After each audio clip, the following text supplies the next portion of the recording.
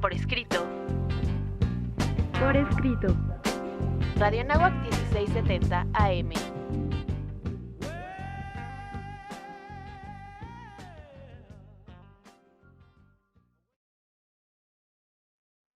Eleva tus sentidos, un programa más en Por Escrito. El día de hoy nos acompaña. Seguimos atrapando lectores para nunca dejarlos ir. Mi nombre es Cecilia Durán Mena. ¿Cómo están? Me da muchísimo gusto saludarles como siempre. Yo soy Raúl Sanz. Por segunda ocasión en este programa tenemos nuevamente una invitada muy especial que además nos ayuda con los pretextos para los temas con los que hemos podido conversar con ella. Bienvenida. Muchas gracias, Juan Carlos. Yo encantada de que me inviten. Maru Guzmán. Y vamos a nuestras redes sociales, por favor. Por supuesto, los invitamos como siempre a que nos sigan a través de todas nuestras redes sociales. Ya saben que pueden seguirnos a través de Facebook, Revista Por Escrito. Hágalo también a través de Twitter, @PorEscrito, Instagram, @Revista Por Escrito. Escúchanos por Spotify en Por Escrito. Estamos en nuestra página web, en nuestros canales de YouTube, desde luego, y los invitamos a que nos sigan a través del 1670 de AM en Radio Anáhuac y invitarlos a que nos vean todos los miércoles con una nueva emisión a las 9 de la noche a través de Código Libre. Síganos, por favor. La última vez que Maru nos acompañó, platicábamos de la Revolución Francesa y del papel que tenían las mujeres en la Revolución Francesa. Estamos todavía en el mes de las mujeres y el fondo de pantalla de Cecilia ya nos deja ver un poco por dónde vamos. Maru nos ayuda con el pretexto. Vamos a nuestros pretextos literarios. Pretextos literarios.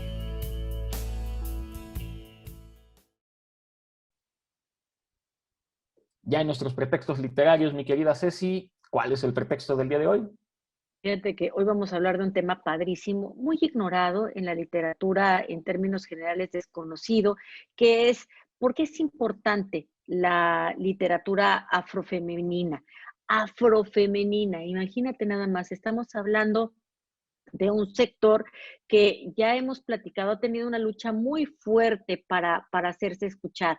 De por sí no leemos mucho autoras femeninas, ¿verdad? Y además menos de raza negra. Entonces, la visualización de las negras a partir de todos estos textos favorece este desarrollo y este activismo que ellas han tenido a lo largo de la literatura. Y vamos a ver cómo estas expresiones artísticas han ido balanceándose de un lado al otro, dejando verdaderas piezas artísticas que vale la pena leer. Sí, me robaste la idea, mi querida Ceci. Justamente yo iba a hablar, como lo platicábamos en programas previos en este mes de marzo, ¿sí? De por sí no seguimos mucho la literatura de mujeres como autoras, como escritoras. También si nos ponemos a analizar y a profundizar, pocas veces en las novelas vemos un protagonista muy bien desarrollado también como mujer, ¿no? Y tuvimos la oportunidad de platicarlo recientemente con otra de nuestras invitadas cuando estábamos hablando del periodismo, que no se trata solamente de desglosar a la mujer como protagonista, sino ella decía, se me quedó muy grabado, hay que leer todos los géneros, hay que leer autores, punto, no solamente mujeres o hombres. Y a mí me gusta abogar justamente por esto en el mes de la mujer, ¿no?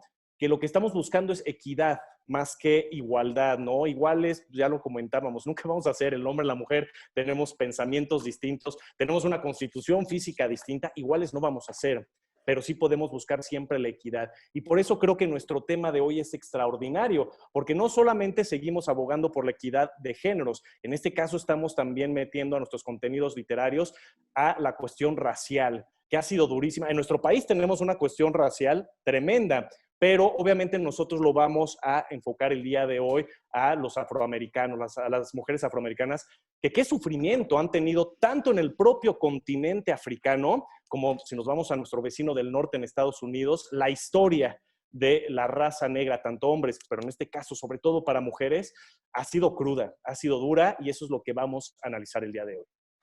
Así es, Raúl. Fíjate que Phyllis Wheatley reúne esas dos cuestiones que tú estás diciendo. Hay que rescatar la labor de la mujer como sujeto histórico, es decir, como protagonista de cambios en la historia, porque los cambios en la historia siempre se los han achacado a los hombres. Finalmente los hombres son los que escriben la historia y ellos son los que promueven y provocan los cambios. Ahora con este nuevo contexto donde la mujer se ha visualizado, como bien lo dice Ceci, se está pues dando a conocer esta labor que sí ha tenido la mujer a lo largo de la historia.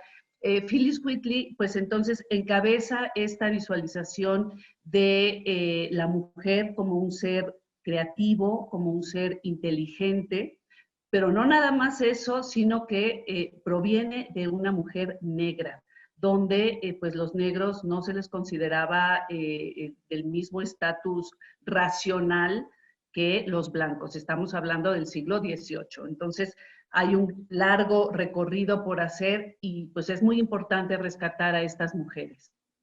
Bien, justo Raúl me hacía recordar que quizá le debemos dedicar un programa en algún momento a la literatura indígena mexicana.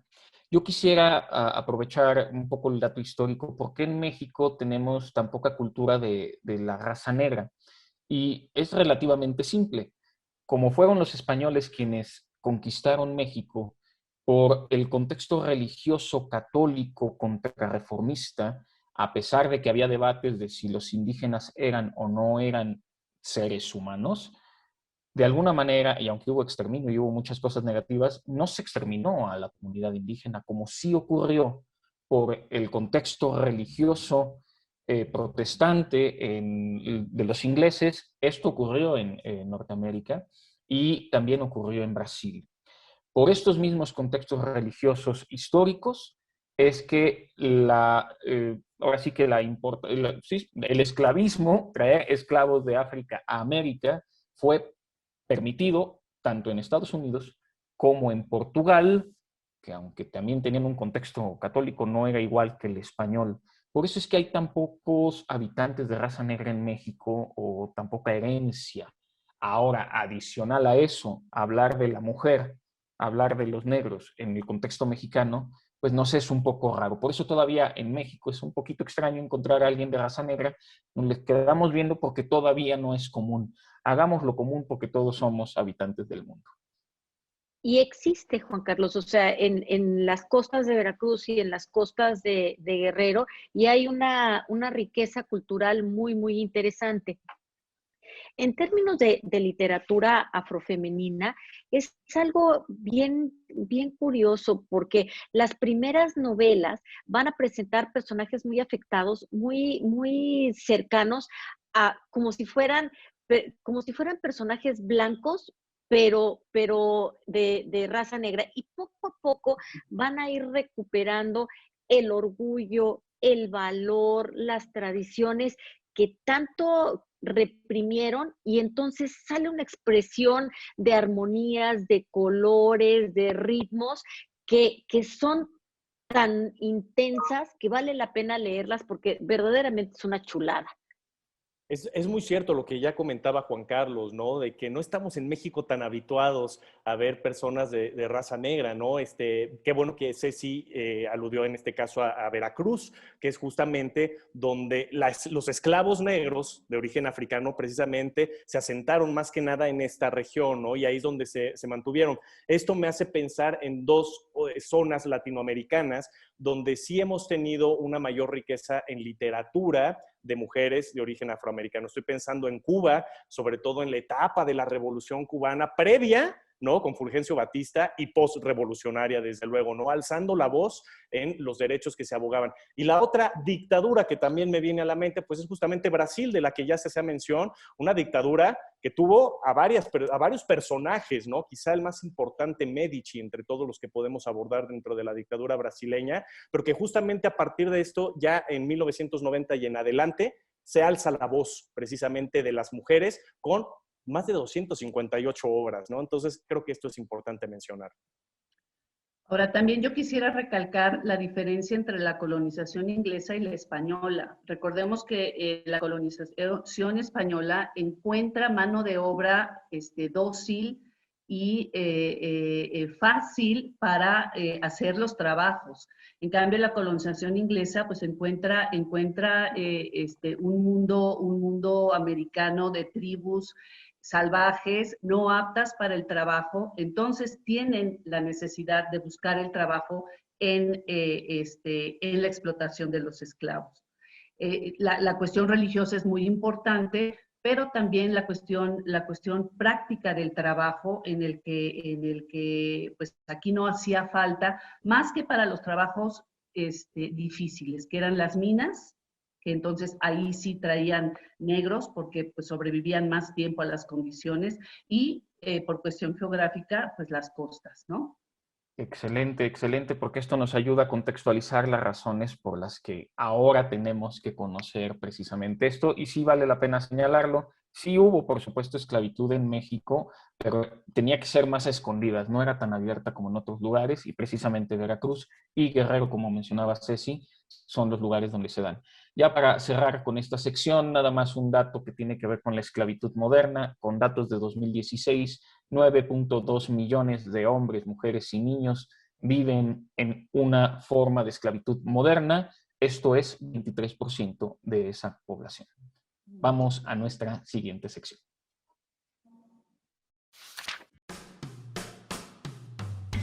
Autor desconocido.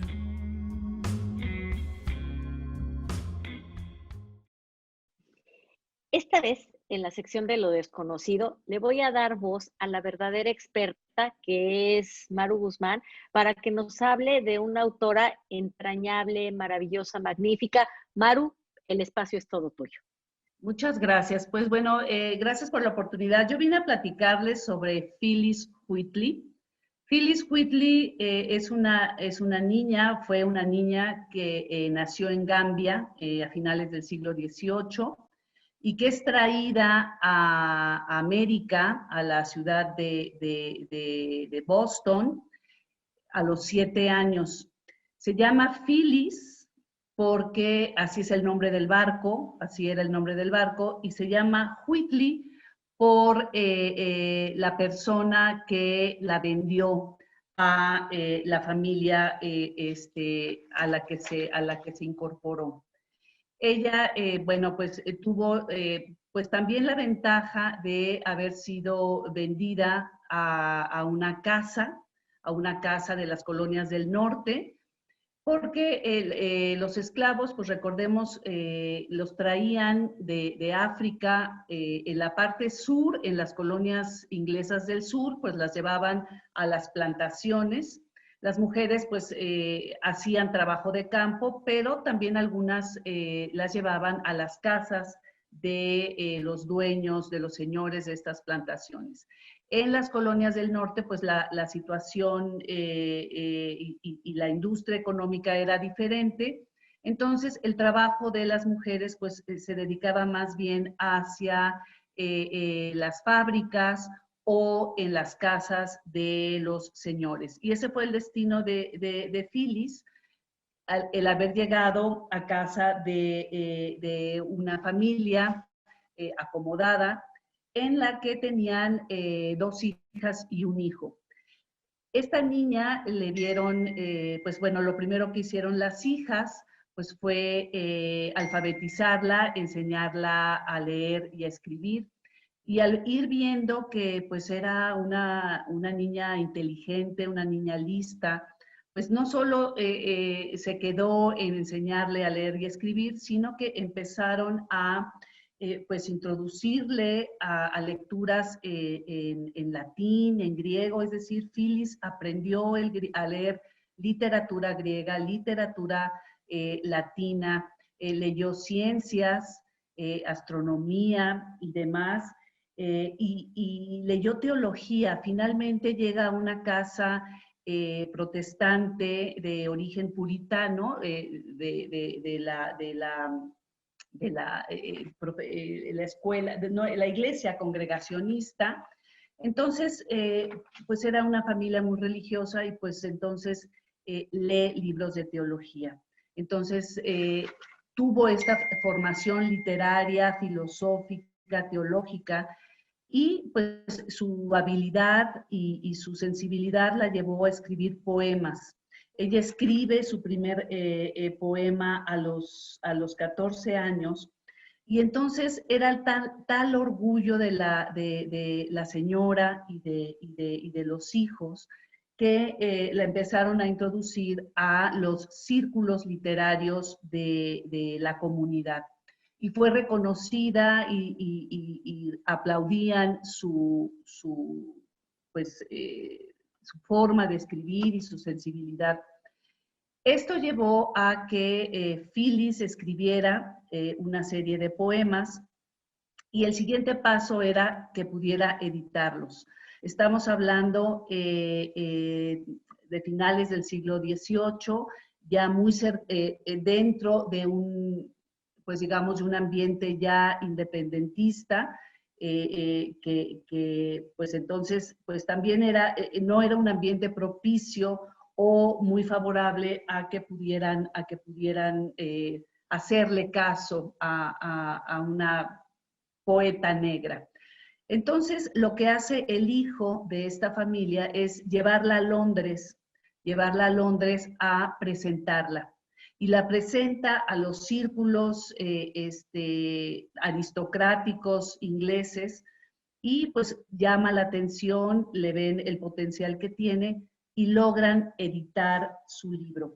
Este es el gran acontecimiento de Phyllis Wheatley, y queda asentado en la historia que pues es la primera mujer negra poeta en editar sus poemas.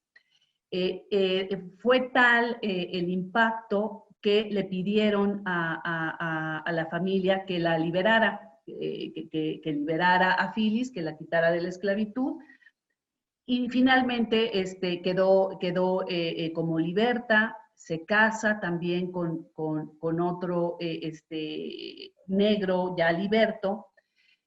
Tiene un hijo, no recuerdo si 2, o sea, hace una familia. Sin embargo, a su esposo lo meten a la cárcel por una cuestión de impuestos, de no haber pagado, etc. El caso más triste es que Phyllis muere en la pobreza, muere sin finalmente el reconocimiento de su hijo o incluso de su comunidad negra. Lo más triste aquí, bueno, tuvo que haber habido un movimiento que la rescatara. ¿Por qué? Porque su gran hazaña quedó enterrada tanto por los blancos como por los negros. ¿Por qué? Porque los blancos finalmente era una poeta negra que trataba de imitar o trataba de asimilar la cultura blanca y pensar como blanca, ¿no? Y por parte de los negros, es increíble que no la identifican, no la reconocen como parte de su comunidad, porque ella no representa los valores ni la cultura negra. Ella habla como blanca, escribe como latina, habla de un Dios cristiano que no es el suyo, que es un Dios impuesto. Entonces, no es reconocida por ninguno de los dos sectores, hasta que finalmente en el siglo XX y en el siglo XXI, todo este movimiento femenino de rescatar a estas grandes mujeres de la historia en la cultura, y también por un movimiento de estudios étnicos, en donde se trata de rescatar pues esta cultura de las minorías. En este caso, en el mundo anglosajón, pues de los negros. Es una historia extraordinaria.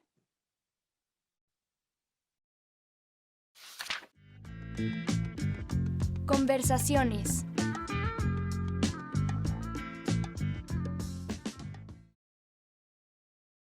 Ya estamos en nuestras conversaciones. Mi querido Raúl, por favor, el mensaje que siempre queremos darle a nuestros escuchas. Por supuesto, nosotros vivimos de que nos escuchen y nos vean, así es que les hacemos esa atenta invitación para que todos los miércoles nos siga a través de Código Libre con una nueva emisión que siempre será a las 9 de la noche y también invitarlos a que nos escuchen por radio en el 1670 de AM, Radio Anáhuac. Ya se vio muy drástico, Raúl. No es que vivamos de esto, pero nos gusta mucho hacerlo y por supuesto el programa existe porque hay gente interesada en estos temas. ¿Cómo Es la empezamos? metáfora. En la metáfora. ¿Cómo Es empezamos la nuestra metáfora. conversación el día de hoy, mi querida Ceci? Pues mira, empezamos desde la dificultad que tenemos para encontrar literatura de mujeres de raza negra que han escrito y hay muchísimo, y hay gran diversidad. Creo que el arco va desde lo que se produjo desde el siglo XVIII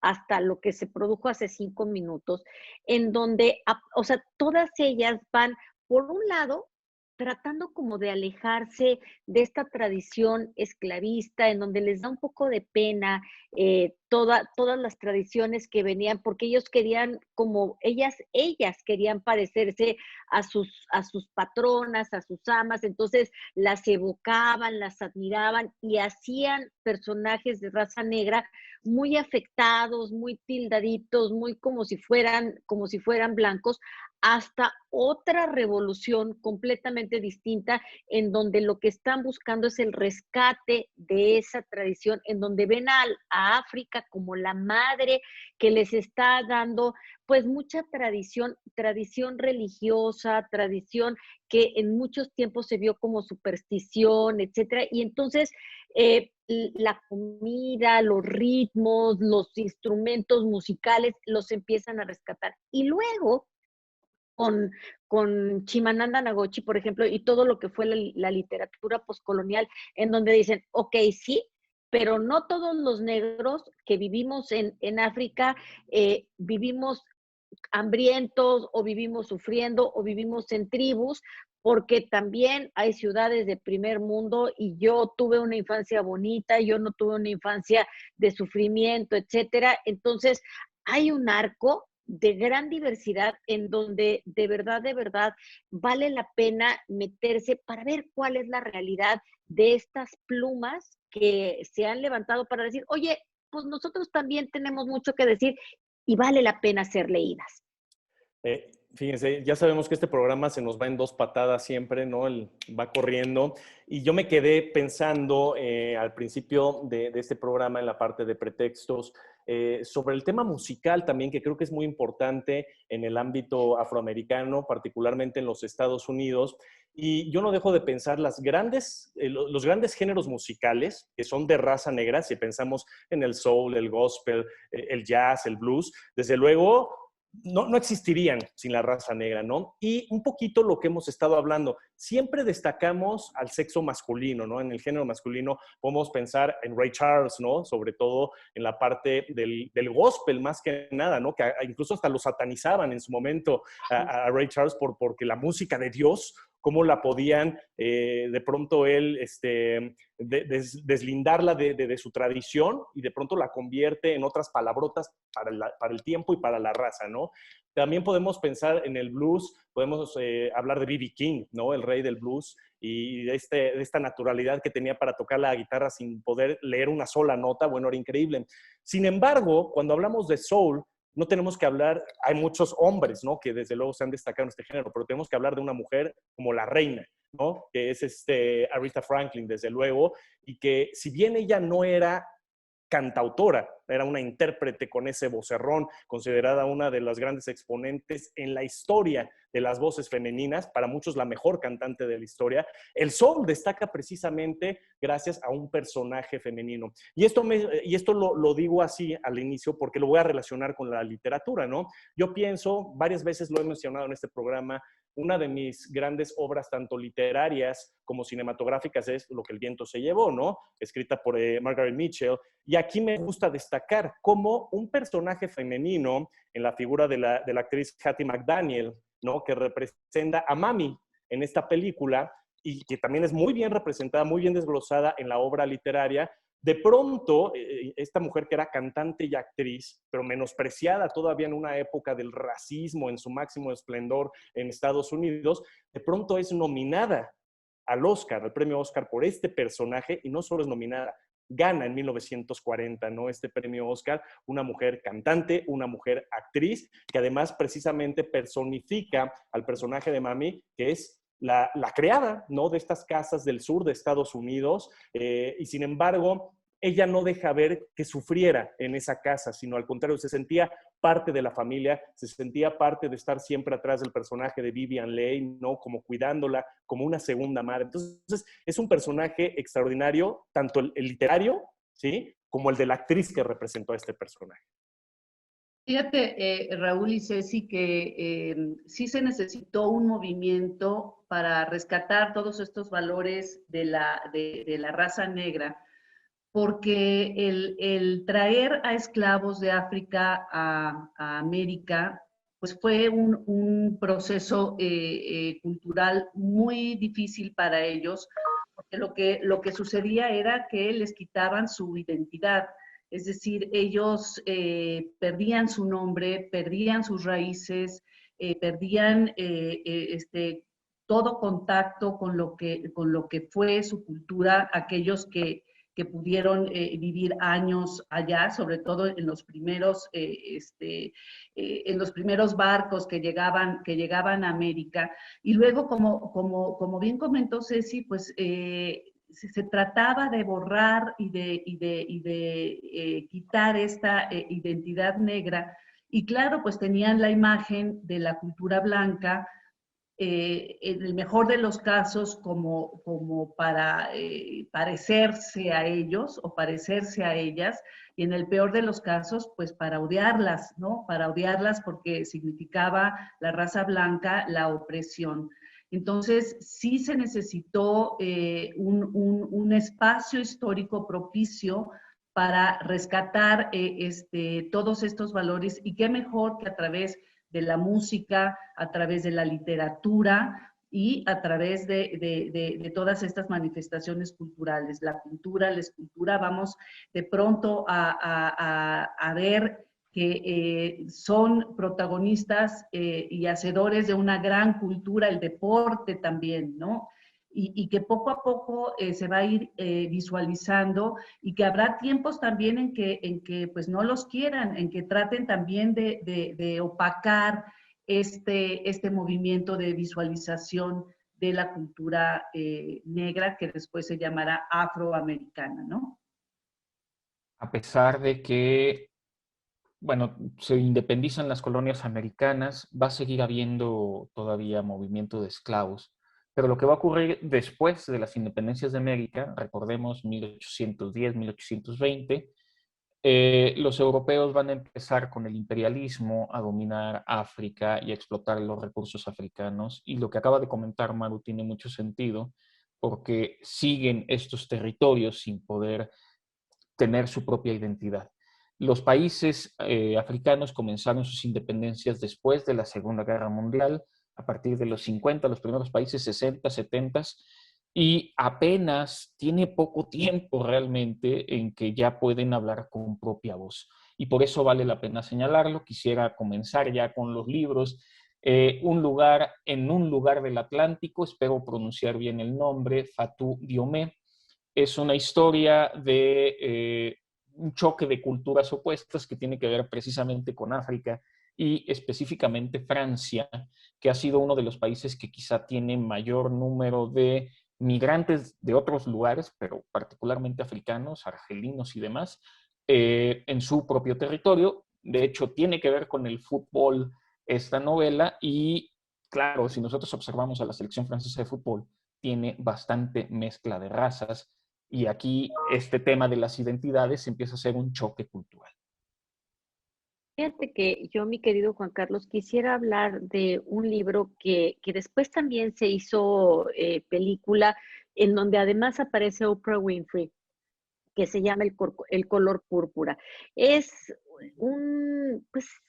es una novela epistolar en donde las cartas van dirigidas a Dios.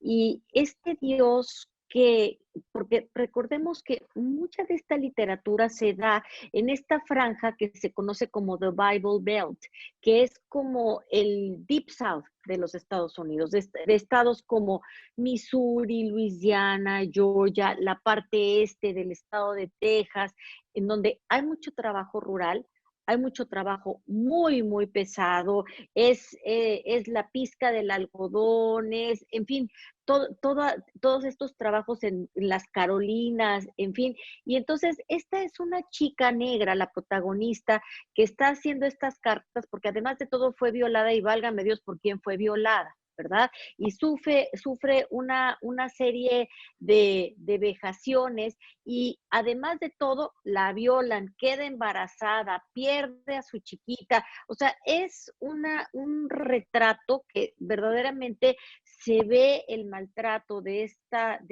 raza, de estas mujeres que vivían en estas tradiciones muy rurales, muy religiosas en la Georgia de los años 30 del siglo XX.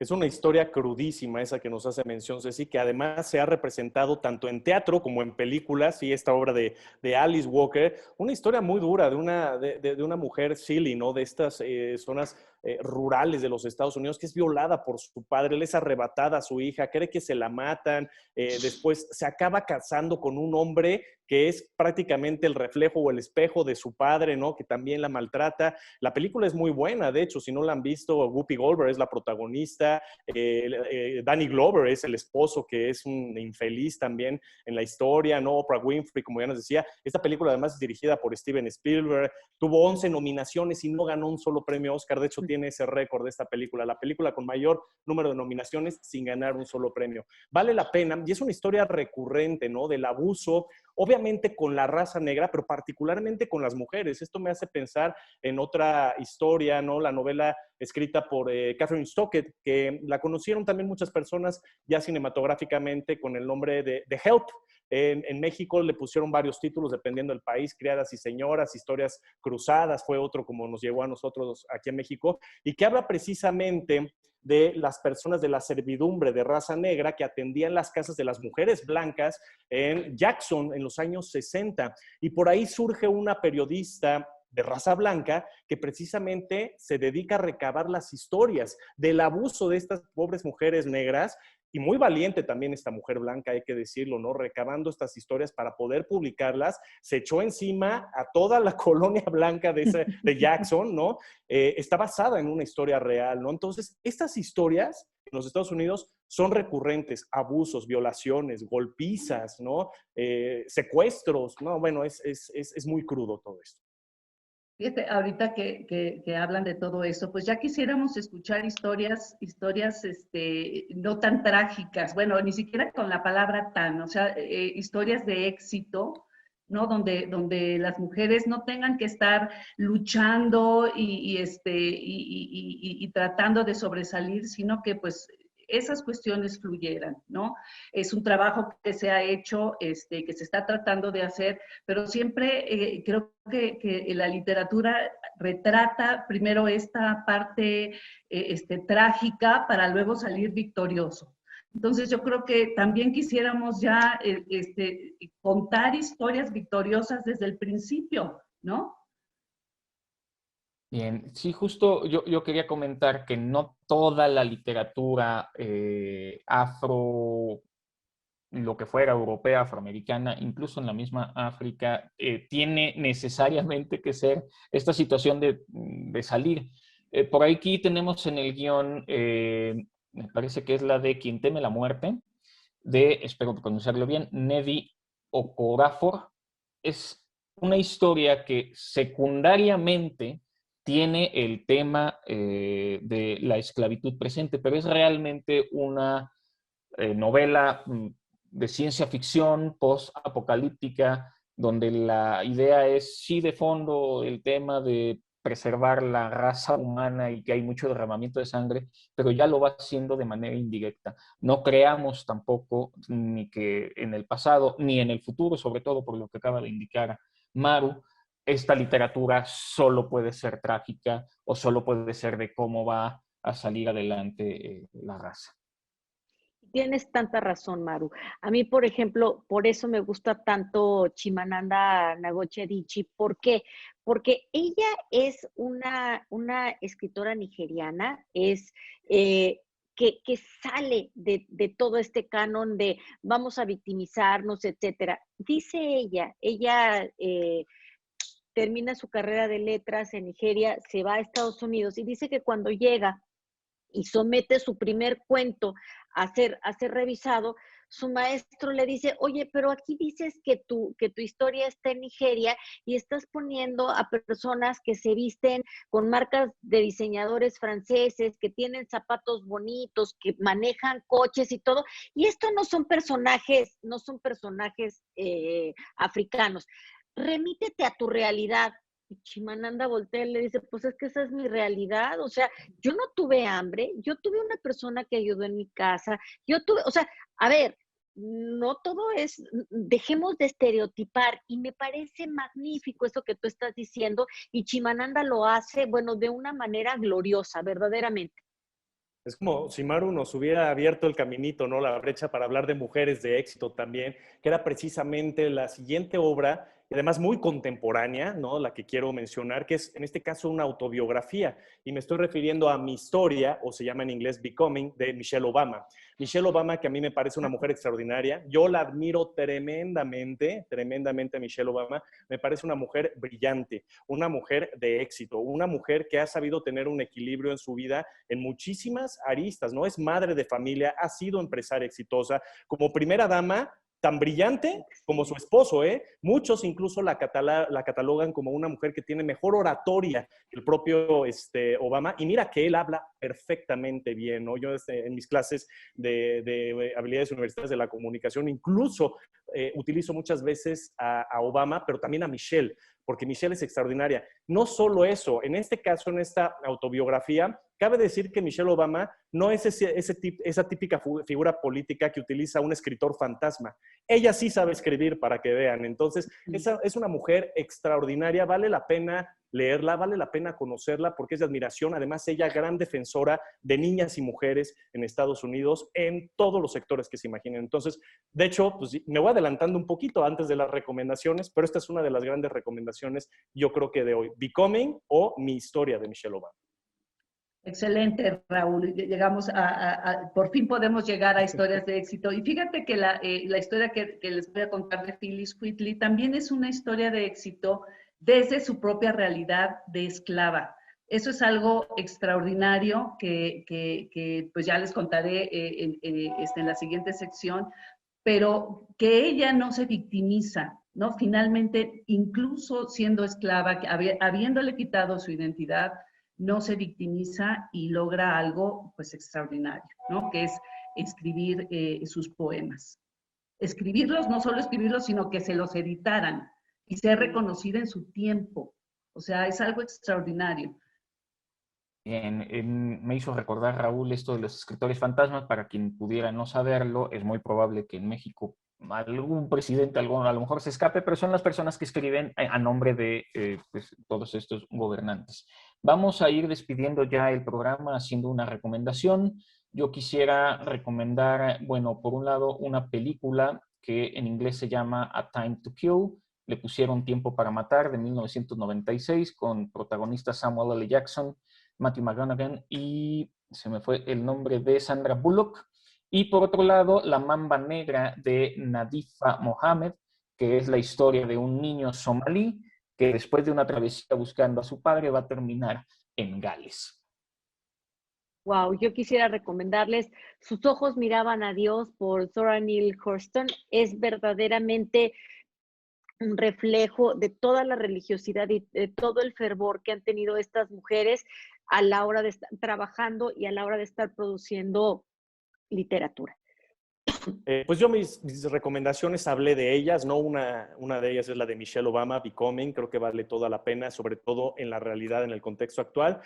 Pero lo siento, a mí me gusta el drama en las novelas y sigo apostándole también a ello, me fascina, y de tal forma, pues la recomendación la hablamos hace rato, Ceci y un servidor, El color púrpura de Alice Walker. pues yo vengo a hablar de Phyllis Wheatley y yo les voy a recomendar que lean su libro de poemas y sobre todo por la que más ha sido pues ahora reconocida es On Being Brought from Africa to America, siendo traída de África a América y cómo pues bendice finalmente ese destino que tiene. O sea, tuvo con qué trabajar a pesar de su realidad. Pues despedimos este programa, no sin antes agradecer a todo el equipo de producción, Inés Rendón, Brandon Hurley, Viviana Topete, Valeria Martínez, Salma Ayala, gracias por hacer este trabajo posible. Nos despedimos todos. Nos vemos y escuchamos la próxima semana.